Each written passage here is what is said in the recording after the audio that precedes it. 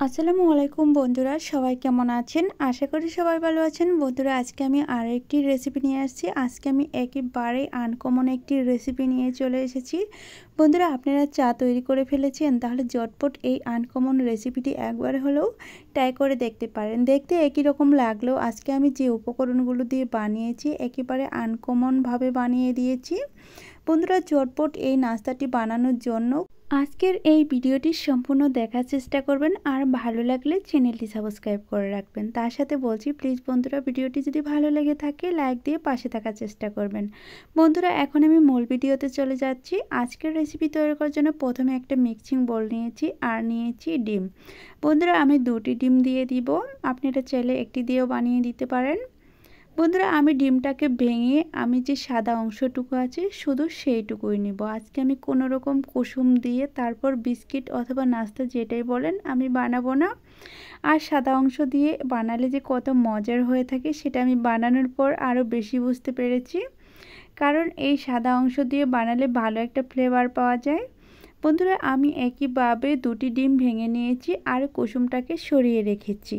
বন্ধুরা, আজকের রেসিপিতে কুসুমটা কোনো কাজে লাগবে না, তার জন্য আমি এটা সাইড করে রেখে দিচ্ছি। তারপর দিয়ে দিচ্ছি স্বাদ মতো লবণ। লবণটা দেওয়া হয়ে গেলে দিয়ে দিচ্ছি স্বাদ মতো চিনি। বন্ধুরা, আমি চিনিটা একটু কমিয়ে দিয়েছি, যেহেতু চায়ের সাথে খেয়ে নিব, চায়ের মধ্যেও চিনি থাকবে, তার জন্য আমি বিস্কিটের চিনিটা কমিয়ে দিয়েছি। বন্ধুরা, তারপর দিয়ে দিচ্ছি 3 থেকে 4 টেবিল চামচ রান্নার রেগুলার তেল, এটা হচ্ছে সয়াবিন তেল। তারপর আমি একটা কাঁটা চামচ দিয়ে ভালোভাবে ডিমের সাদা অংশটুকু, চিনি আর লবণ সবগুলো উপকরণে ভালোভাবে একেবারে মিশিয়ে নিব। বন্ধুরা দেখেন, আমি বিট করতে করতে একেবারে সাদা করে ফেলবো, তার মানে অনেকটা ফ্রুমি ফ্রুমি হয়ে যাবে।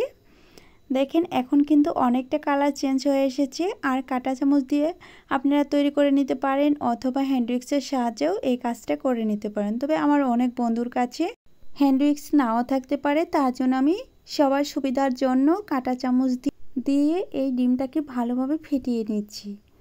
বন্ধুরা, এখন আমি একটা চালনা নিয়েছি আর এখানে আমি দিয়ে দিব 1 কাপ ময়দা। বন্ধুরা, 1 কাপের একটু বেশিও লাগতে পারে অথবা 1 কাপ দিলেও হয়ে যাবে। তারপর দিয়ে দিচ্ছি হাফ টেবিল চামচ বেকিং পাউডার। দেওয়ার পর আমি এগুলোকে চেলে নেব। বন্ধুরা, একটু চেলে নেওয়ার চেষ্টা করবেন, এতে করে নাস্তাটা অনেক বেশি ফুলকো ফুলকো হবে। দেখেন বন্ধুরা, এখন আমি কাঁটা চামচের সাহায্যে নেড়ে চেড়ে ভালোভাবে মিশিয়ে নিব। বন্ধুরা, আমি ডিমটাকে ফেটিয়ে নিতে সময় নিয়েছিলাম 4 মিনিট। 4 মিনিট আমি ফেটিয়ে নিয়েছি, এতে করে অনেক বেশি ফ্রমি হয়েছে। তারপর দেখেন বন্ধুরা, আমার আর ময়দা লাগেনি। আপনারা চাইলে একটু দিয়ে দিতে পারেন অথবা তার চেয়ে কমও লাগতে পারে। যখন এই অবস্থায় আসবো, আমি এখন রেস্টে রেখে দিব 5 মিনিটের জন্য। বন্ধুরা, আপনাদের হাতে যদি সময় না থাকে তাহলে রেস্টে রাখা কোনো প্রয়োজন নেই, তবে রেস্টে রাখলে অনেক বেশি সেট হয়ে যাবে, তার জন্য রেস্টে রেখে দিচ্ছি। আপনারা সরাসরি এমনিও বানিয়ে নিতে পারেন, তবে আমি 5টা মিনিট রেস্টে রেখে দেব।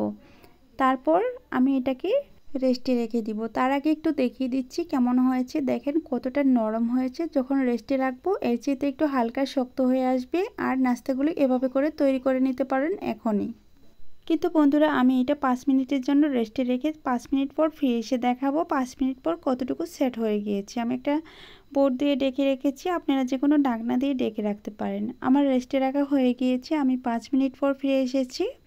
এখন আমি নাস্তাগুলো তৈরি করব, তার জন্য একটা মেজারমেন্ট চামচ নিয়েছি। আপনারা চাইলে হাতের সাহায্যে যে কোনো সাইজে বানিয়ে নিতে পারেন, তবে আমি মেজারমেন্ট চামচ দিয়ে বানাবো, এতে করে সবগুলো নাস্তা সমান হবে। তার আগে আমি আরেকটু মাখিয়ে নিলাম। এখন আমি মেজারমেন্ট চামচের সাহায্যে নাস্তাগুলো তৈরি করে নেব। বন্ধুরা, চামচ দিয়ে যখন নাস্তা তৈরি করবেন অবশ্যই চামচের গায়ে একটু তেল লাগিয়ে নেবেন, এতে করে নাস্তাগুলো বানানোর সুবিধা হবে আর একেবারে ক্লিনভাবে নাস্তাগুলো চামচ থেকে ছেড়ে আসবে। দেখেন আমি নাস্তাটা কিভাবে তৈরি করছি, এভাবে করে তৈরি করে নিচ্ছি। আর এই নাস্তাটা তৈরি করার পরে এটাকে তেলে দিয়ে দিতে হবে, একটা একটা করে বানিয়ে বানিয়ে দিয়ে দিতে হবে। তার জন্য বন্ধুরা আমি চুলায় চলে আসলাম। আমি একটা একটা করে নাস্তা বানিয়ে বানিয়ে এই তেলের উপর দিয়ে দিব। বন্ধুরা, একেবারে বানিয়ে রাখা যাবে না, এটা একটা করে বানিয়ে বানিয়ে তেলের উপর ছেড়ে দিতে হবে। বন্ধুরা, এই নাস্তাগুলো যখন ভেজে নেবেন তখন অবশ্যই তেলটাকে হালকা আঁচে গরম করে নিতে হবে। একেবারে তেলটাকে হাই হিটে গরম করে নেওয়া যাবে না, এতে করে প্রথমেই উপর থেকে খুব তাড়াতাড়ি কালার চলে আসবে আর ভেতরটা অনেকটা কাঁচা রয়ে যাবে। তার জন্য তেলটাকে মিডিয়াম আঁচে গরম করে গরম তেলে একটা একটা করে নাস্তা ছেড়ে দিতে হবে আর চুলার আঁচটাকে মিডিয়ামের মধ্যে রেখে জাল দিতে হবে। বন্ধুরা দেখেন আমি একে একে সবগুলো নাস্তা দিয়ে দিচ্ছি। এখন আমি একটা চামচের সাহায্যে নাস্তাগুলো উল্টিয়ে পাল্টিয়ে সুন্দরভাবে ভেজে নিব। দেখেন নাস্তাগুলো কিন্তু ফুলতে শুরু করে দিয়েছে। আজকের নাস্তাগুলো খেতে অন্যরকম একটা টেস্ট। আপনারা একবার হলেও ট্রাই করে দেখতে পারেন। ডিমের কুসুম ছাড়া সাদা অংশ দিয়ে বিস্কিট বানানো কতটা সুবিধা আর খেতে কত মজার হয়ে থাকে। বন্ধুরা দেখেন আমি এক পাশ উল্টিয়ে তারপর অপর পাশটাও ভেজে নিচ্ছি। আর যতক্ষণে আমি নাস্তাগুলো ভেজে নেব ততক্ষণে আমার প্রাণপ্রিয় বন্ধুদের কাছে বলছি, প্লিজ বন্ধুরা আজকের ভিডিওটি কেমন হয়েছিল অবশ্যই কমেন্টের মাধ্যমে জানিয়ে দিবেন। আর ভালো লাগলে চ্যানেলটি সাবস্ক্রাইব করে রাখবেন। তার সাথে বলছি, আমার যদি কোনো নতুন বন্ধু এসে থাকেন আজকে ভিডিও দেখার জন্য, প্লিজ বন্ধু সম্পূর্ণ ভিডিওটি দেখে তারপর লাইক দিয়ে কমেন্ট করে যাবেন আজকের রেসিপি কেমন লেগেছে। আর আমার চ্যানেলে অনেক ভিডিও আছে, আপনারা চাইলে একবার হলেও ঘুরে আসতে পারেন। অনেকগুলো ভিডিও থেকে কিছু না কিছু ভালো লেগেই যাবে। আর খুব সহজভাবে আমি এই রেসিপিগুলো তৈরি করে দেখানোর চেষ্টা করি, সবারই অনেক বেশি পছন্দ হয়ে থাকে। বন্ধুরা দেখেন কথা বলতে বলতে কিন্তু আমি নাস্তাগুলো ভেজে নিয়েছি। নাস্তাগুলো ফুলে গিয়েছে আর একেবারে গুলুমুলু হয়ে গিয়েছে। বন্ধুরা আমি আরেকটু কড়া করে ভেজে তারপর একটা শাকনার সাহায্যে নাস্তাগুলো তুলে নিব।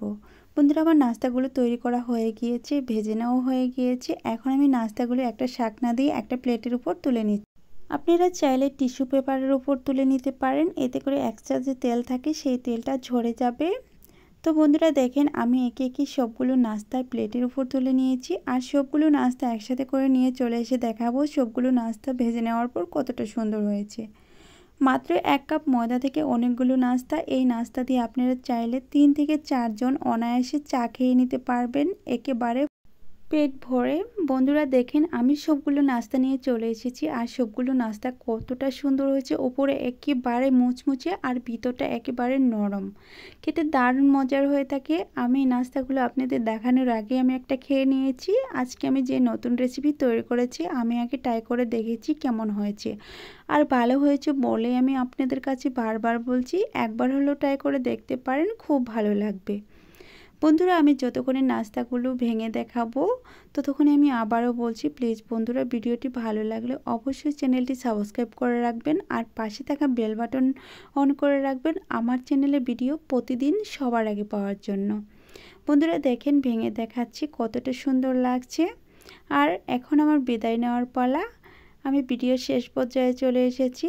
আজ এই পর্যন্তই। ভালো থাকবেন, সুস্থ থাকবেন, আল্লাহ তাআলার কাছে এই কামনা করে বিদায় নিচ্ছি। পরবর্তীতে আবারও দেখা হবে নতুন কোনো রেসিপি নিয়ে। ততক্ষণে সবাই অনেক বেশি ভালো থাকবেন, অনেক বেশি সুস্থ থাকবেন এই কামনা করে বিদায় নিচ্ছি। খোদা হাফেজ।